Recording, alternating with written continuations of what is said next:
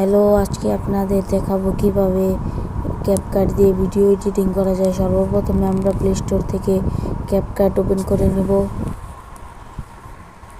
তারপরে প্লে স্টোরে এসে আমরা ক্যাপকাট সার্চ করব। তো এখন আমরা সার্চ করছি। আমার ক্যাপকাট অ্যাপ আগের থেকে ইনস্টল করা, তাই আমি ওখানে ক্যাপকাট অ্যাপ ওপেন করে নিব।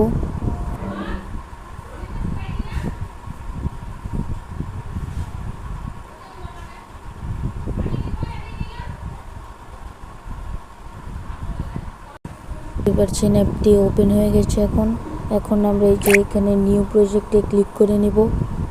তারপরে ক্লিক করেন। এখন ক্লিক করার পর ভিডিও সাজেস্ট করে নিব। মনে করেন আমরা এই ভিডিওটা নিব। এখন আমাদের ক্লিক করার পরে এইরকম ইন্টারফেস চলে আসবে।